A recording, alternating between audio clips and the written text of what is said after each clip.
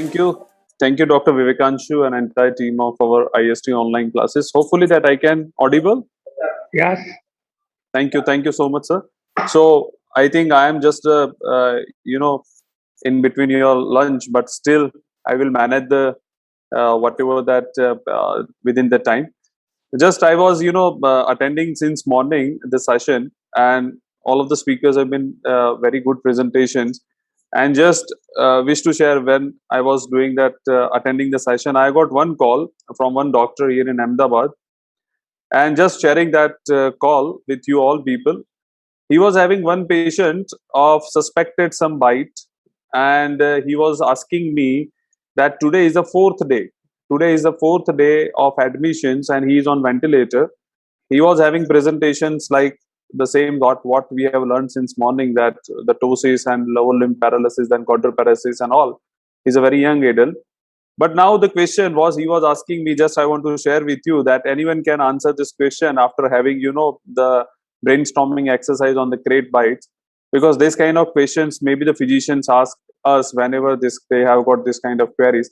So the question was that on the fourth or fifth day of bite and still the patient is on ventilator, he wished to give the anti-snake venom. So what is your advice? Should we go for the anti-snake venom for this patient or not? Or that should not be indicated? So anyone can comment on that. After that, we'll go ahead so that, your brainstorming exercise will be more. Because just half an hour before I got this call.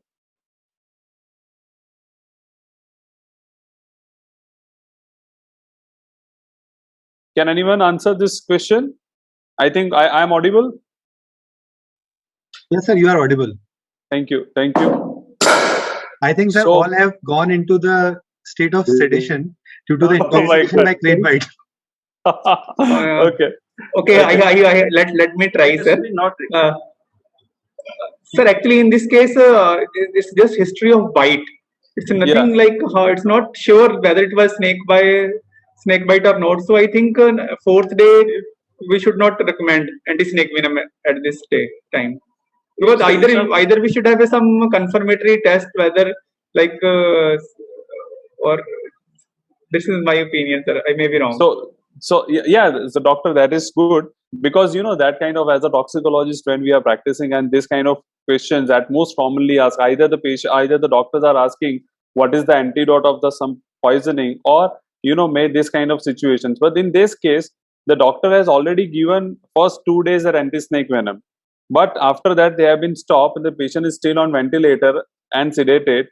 So right now the question is that should he continue, or should he give again the anti-snake venom, or if they don't want to give, and according to our advice, what should be the next? So Signs of envenomation is important. If there is no signs of envenomation, means no use of face. So sir, right now the condition is that the patient is on ventilator, he's still drowsy, not responding well. This is the picture. So it is the mechanism of action is that the crate venom will destroy the ganglionic.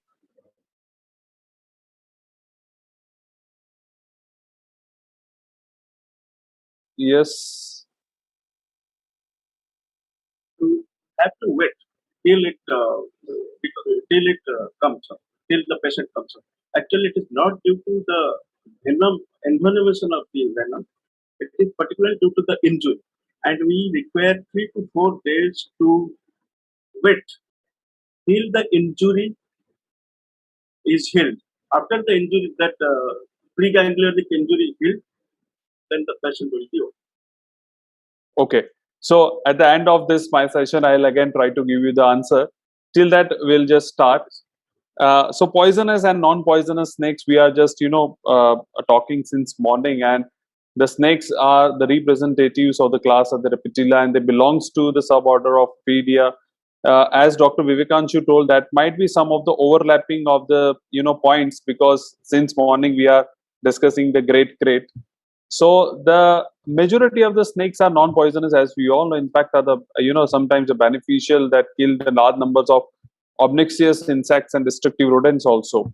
But according to the estimate WHO, about 7,000 to 12,000 persons die of the snake bite every year in India, and that has really been very much worrisome for us, because many a times, as the previous speakers told us, that as when we are losing the time to the transport to the patients, this kind of suspected patients to the hospital, and particularly from the crate bite, the patients may have got respiratory failure and patient may die. So we have to be very important that knowledge of various kinds of snakes, identifications of poisonous snake from the non-poisonous snakes is essential for everybody inducing that present high mortality from the snake bites.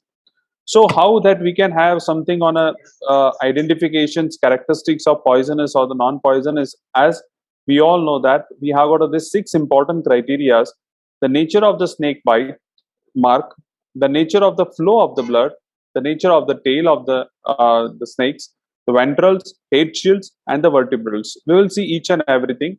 This is a very very good flow chart. If you can see the keys between the non-poisonous or the poisonous. Sea snakes, mostly they are the poisonous and their tail flat compressed laterally, while the tail round or the cylindrical not flat and compressed, that may be a poisonous or non-poisonous. Again, that may be a non-poisonous where the ventrals absent or small or somewhat very broad, and where the ventrals are very large, transverse, and plates extend fully across the ventral side or belly. That may be again a two divided bite, where the dorsal scales on the head are small. Then that will again lateral peat present between that. Then maybe a vipers. Then sub caudals double, that may be a Russell's viper, which is a poisonous. But large shields on the head, again they have got three important aspects: whether that is of crate, which is abugaras poisonous, and whether it is of vertebrals not enlarged, then that may be eye shield, and that may be again two parts, whether it is of cobra or whether it is of coral snakes.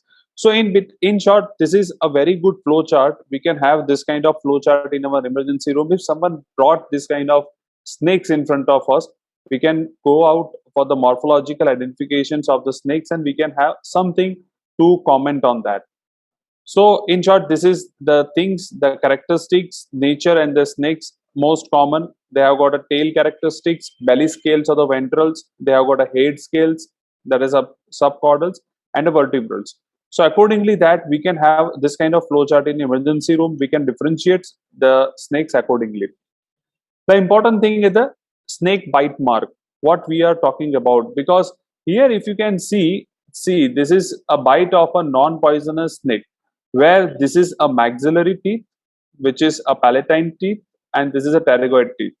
So this is a full bite, and this is a incomplete bite. Here you can see this is not a curvature here, so this is an incomplete bite. So this is a non-poisonous snake bite. But while here is a bite of a cobra, if you can see, this is a fang punctures. You can see here. So that is a palatine teeth as well as pterygoid teeth with the full bite and incomplete bite. They have got this fang puncture marks.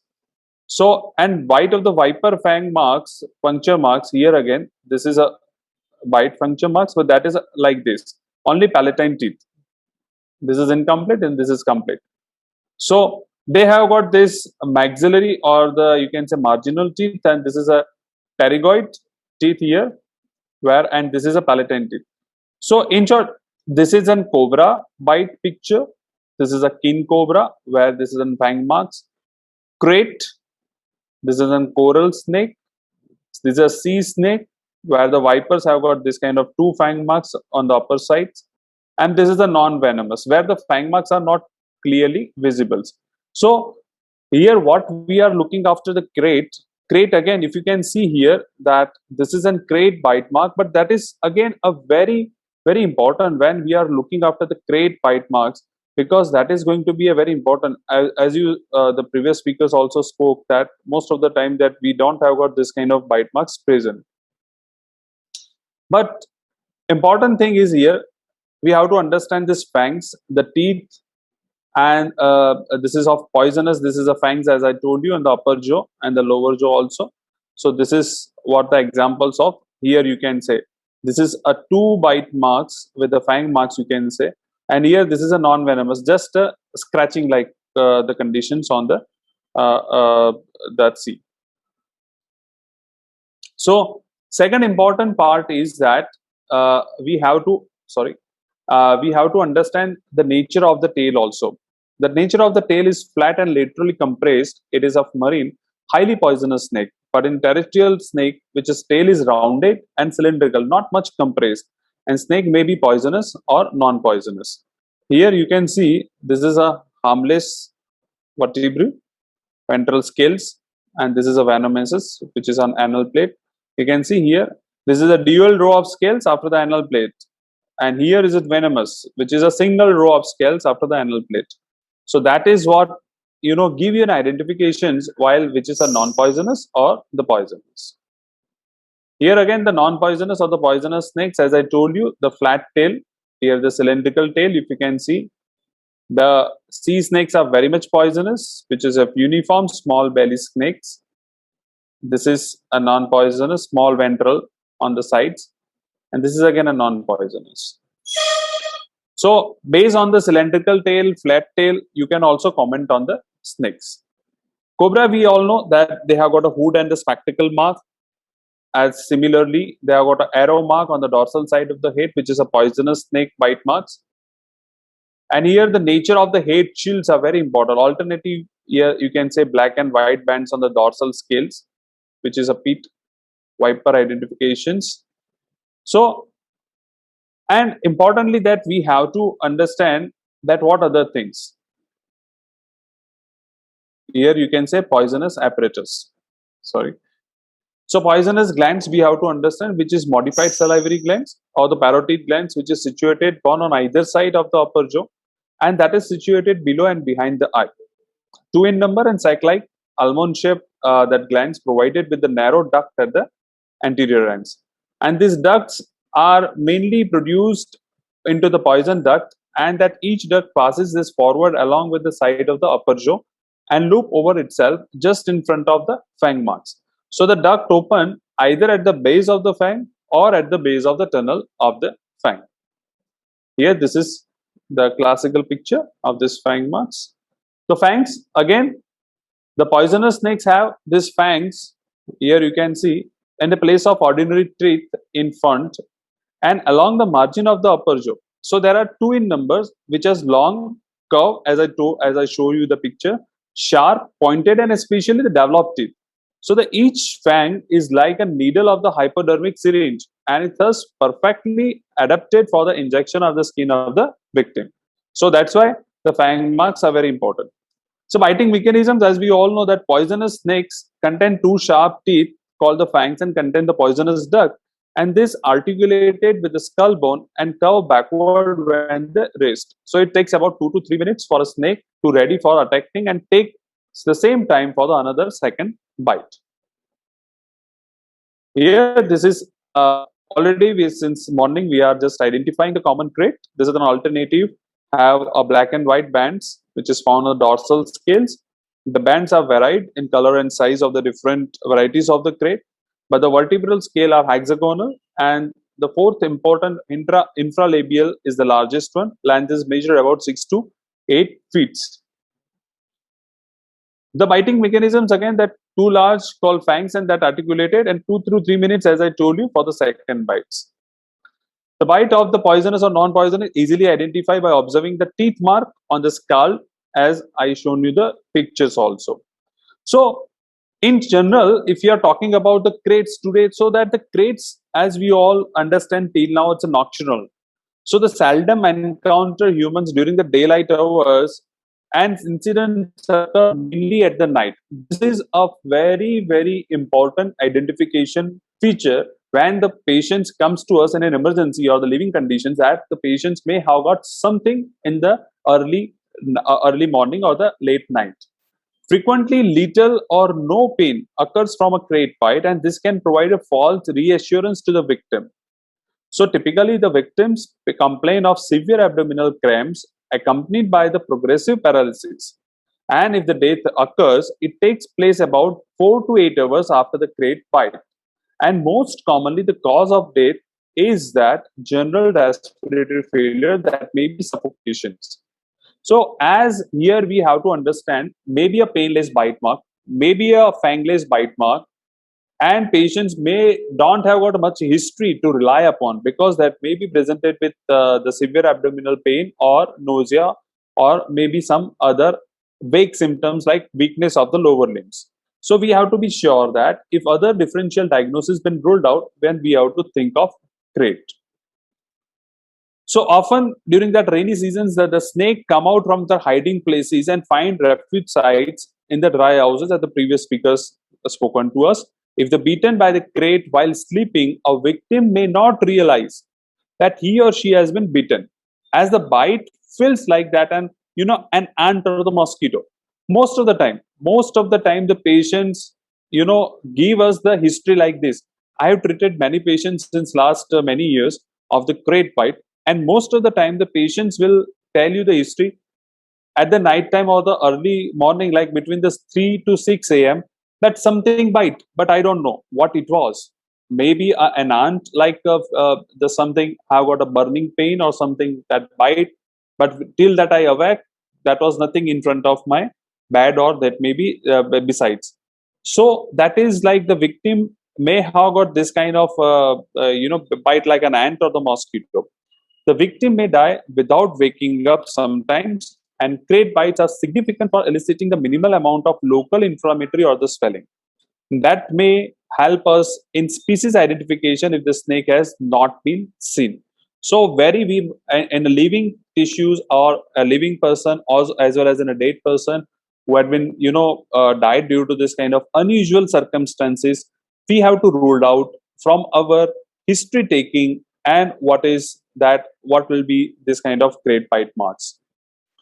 A few symptoms of the bite include sometimes patients may have got tightening of the facial muscles in 1 to 2 hours after the bite, inability to bite a victim to see or talk, and then, if left untreated, may die, as I told you, due to the respiratory paralysis within 4 to 5 hours.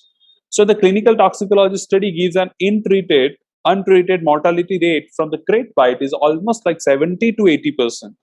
In Bangladesh, more than 50% of total snakebite deaths are caused by the common crate. That is again a very important thing us to know, that the common crate mortality is also very high if it is untreated.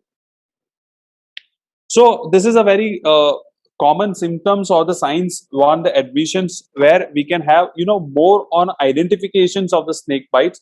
Patients may have got most commonly dyspnea or abdominal pain or dysphagia, as the previous speaker told, and also the weakness of the neck flexors muscles. We can have also decreased aspirations or local reactions may be there. We can also look after the potassium level also, where the serum potassium level is almost like the similar thing, but the urinary potassium level excretion below normal daily excretion. So that we just have to correlate that also sometimes. Autopsy, or the you can say autopsy, that is for the radiology point of view, because when we have got some unknown persons who has been brought to death to the casualty, and after that the police found that, and they wish to do this postmortem study, and we don't know about the history, we don't know about something, and a young adult died in the night time unconscious, they become founded unconscious at the some places. So we can have some forensic radiology before opening up all the cavities. We can look after the CT MRI from the postmortem studies, which is a non-invasive procedure complementary to the conventional autopsy, and may some cases may replace it, because once we opened up, we don't find it out the typical pictures. Like what I want to tell you, that since the radiograph should be engaged in developing and utilizing the imaging methods to advance and non-invasive documentations and the analysis of forensic findings in both living and dead persons. So the virtual method, which preserves the forensic evidence and at the same time represents an alternative to the religious community also, who do not accept a conventional autopsy. So ethically, the virtual autopsy is again among the methods of support who respect the human beings and the right to privacy and after the death also creates another intervention field of radiographs to contributing their professional development also. Here, this is again leukoencephalopathy, where hyperdensity area you can see on the MRI part of the brain. So like that, before going to this kind of autopsical finding, we can have something based that this persons may have got this kind of features on the CT or MRI, so that we can give some cause of death in case of unknown person. This is again a very important example. If you can see, this is a 10-year-old boy presented with acute onset of flaccid quadriparesis with encephalopathy and cranial neuropathy and respiratory failure after bite of a common Indian crate. He also had features of autonomic instability in the form of hypertension and variable heart rate. So within 10 days, he was weaned off from the ventilator and discharged on multiple oral antihypertensives. Within a week, he returned to the focal status of epilepticus. And you can see the MRI brain suggested the posterior reversible leukoencephalopathy, where the MRI brain shows that on a C and D, that if you can see that the hyperintense lesions in the white matter of bilateral sides. Okay. So that is, he recovered completely within 2 days with the visual impairments while recovering. But within the next 1 month, he had stopped all the antihypertensive, and MRI brain after 3 months confirmed complete resolution. So that kind of MRI studies are very, very important to identifications of this kind of crate bites, where we don't have got any snake bite marks, but still we can rely on this kind of radiological studies. Again, very important is ECG, EEG. That again, the previous speakers very nicely narrate all these things. The waves, we have to see the demonstrating absent alpha and delta activity with the dominant theta activity with the particularly crate bites.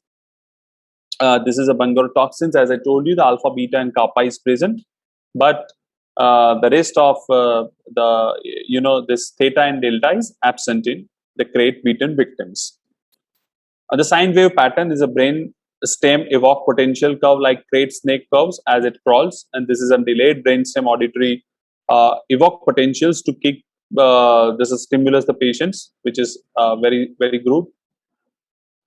Again, details of an autonomic dysfunctions. Again, the patients may have got this chemosis or lacrimation, sweating, maybe have heart rate fluctuates, maybe have paralytic ileus, maybe blood pressure on higher side. Another important findings in case of this kind of autopsy findings, you can say that HNE section of diaphragmatic muscles, which is called area of necrosis, a very, very important finding. Another recovered functions like cough reflex, gag reflex, and again, that we have to see in that is already been covered, so I'll not go into detail. But nephrotoxicity, as previous speaker also that shown very well, that nephrotoxicity is an important effect of crate bite, though less reported, but research kidney changes in crate bite is a significant issue in treatment as well as an autopsy diagnosis. So we remember this fact, whenever we don't find it out any fang marks or the bite marks on our body parts, then you can go for the kidneys for the histopathological examinations as well as brain. Before that also you can go for, as I told you, the forensic radiology point of view. Then we can have some corroborative evidence and we can give some cause update to the victim.